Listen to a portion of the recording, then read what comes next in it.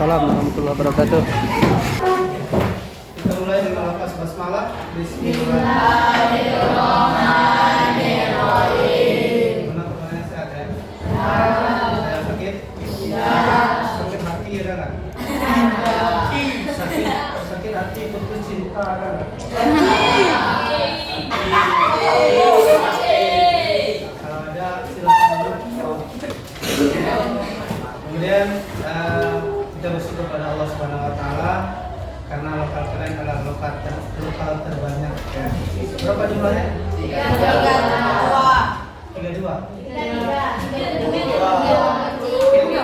Sekretaris siapa?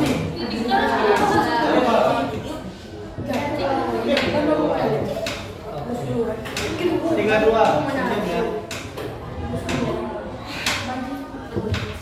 Baik, nggak apa-apa lokalnya sebanyak ini.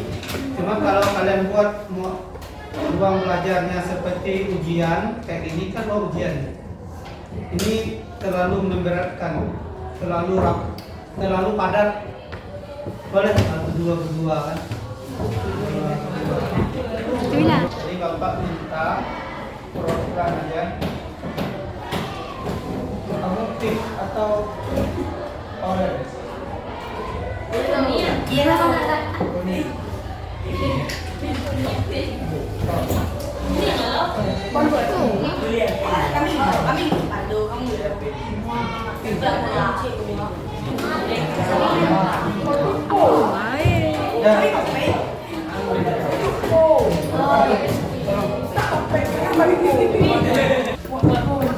Jadi kalian tulis di sana. Kita ini dulu sebelum karena kalian banyak nih, Bapak mau keseragaman. Bapak mau kesepakatan belajarnya seperti apa? Makanan jalan telat.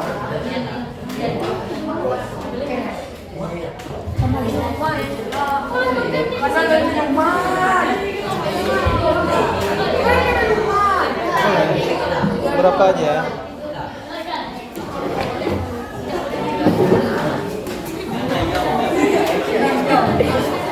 Kan dia Pak, bisa lihat Pak.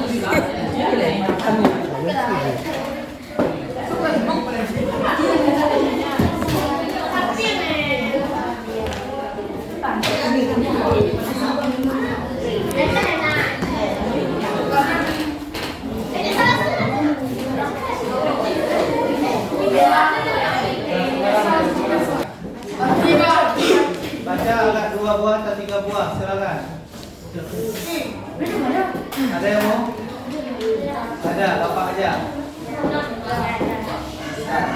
Bukan, bisa baca kan? Salah. Ada tuh yang keren-keren tuh.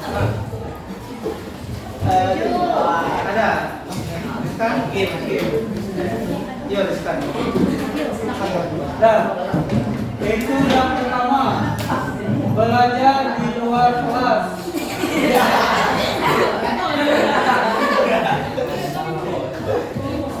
Jarang belajar di kelas.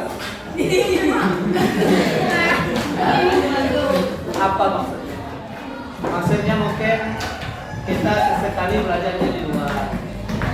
Mengingat ruangan kita ini selalu padat. Sesekali boleh kita belajar di luar. Setuju nggak? Setuju. Nah, kalau setuju nanti kita akan carikan waktunya untuk bisa belajar di luar kelas. Ya, intinya tuh variasi tempat belajar ya. Variasi tempat belajar tuh bisa di dalam dan di luar ruangan. Ya. Kalau memang memungkinkan bisa saja di lokasi-lokasi wisata atau lokasi alam-alam yang ada di belakang kebun sawit. Kalau memang memungkinkan, kalau enggak. Program guru penggerak sekolah kurikulum mereka itu bisa saja nanti kita studi kasus itu misalnya melihat orang yasinan, ibu-ibu majelis taklim, yang putri ikut ibu-ibu majelis taklim. Karena kita akan belajar tentang kitab Allah nih. Studi adalah melihat pengajian ibu-ibu majelis taklim. Laki-laki gimana? Laki-laki melihat pengajian orang meninggal. Orang baca Quran juga kan? Di saat orang meninggal 3 hari itu ada kegiatan-kegiatan. Kira-kira ada nggak relevansi ini kita Allah itu dalam mencintai Al-Quran, dalam hidup toleransi? Kalau ada, nanti kita carikan ininya, permasalahannya seperti apa. Itu kan boleh tuh ke lapangan. Jadi lakukan waktu ya. Nah, yang kedua, jangan ngomong waktu jam belajar di luar jam efektif kita ya. Jam efektif seperti inilah jadinya. Nah, baik ya. Ini semua kesepakatan belajar. Setuju kita jalankan ini?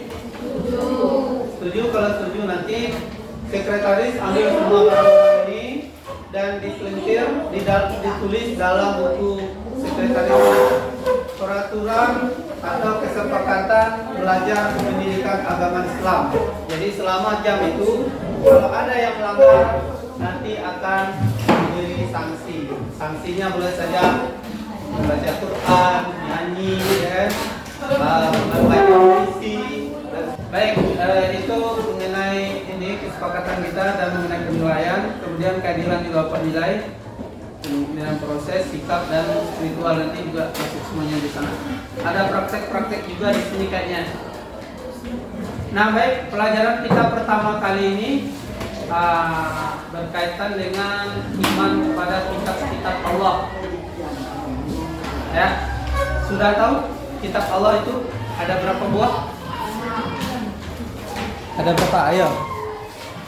Ada 4. Ayo. Kitab yang pertama Al-Quran. Pada Nabi siapa? Muhammad. Kedua Injil atau Alkitab. Kepada Nabi siapa? Nabi Isa. Ketiga ya, Nabi Daud apa? Kitab apa? Zabur. Setuju. Taurat apa Zabur?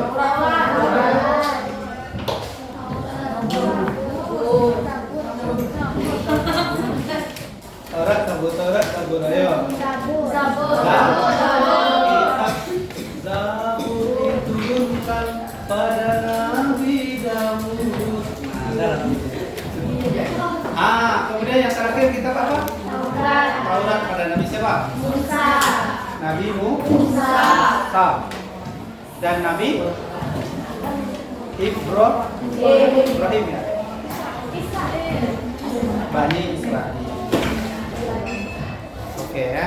1 jam berlalu hanya cerita-cerita. Nah, baik. Jadi kitab-kitab itu sudah diturunkan Allah. Ya. Kenapa kita harus meyakini kitab-kitab Allah tadi? Ada yang bisa jelaskan? Ada yang bisa menjelaskan?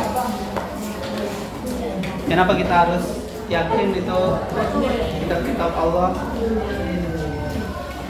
Ada yang tahu?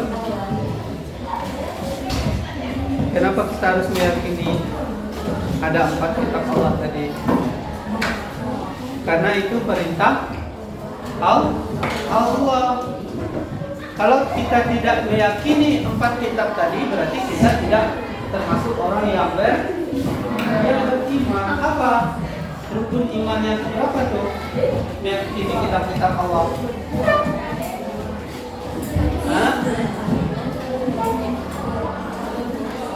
Yang pertama kepada Allah.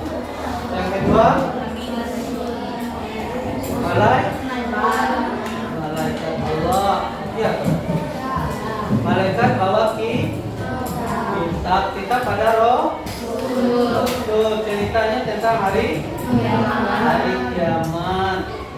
Kemudian tentang ketentuan, qada dan qadir.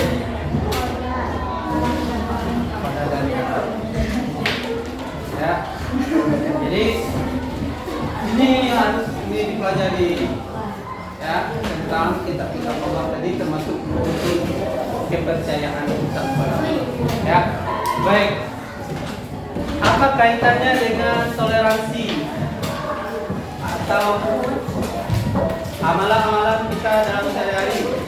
Contoh, kalian pagi-pagi tadi baca surat apa? Surat apa yang baca pagi tadi? Surat Al-Ikhlas. Pagi Al-Nas, Al-Fatihah. Nah, 4 surat tadi yang kamu baca di pagi hari itu implementasi dari beriman pada kitab Allah, salah satunya Al-Quran. Kenapa kita harus membaca Quran? Apa yang terkandung di dalam Al-Quran? Ada yang tahu? Dalam Al-Quran itu bercerita tentang apa? Tentang Nabi, tentang amal baik dan amal buruk. Boleh apa lagi? Tentang apa? Al-Quran isinya tentang hari kiamat. Apa lagi?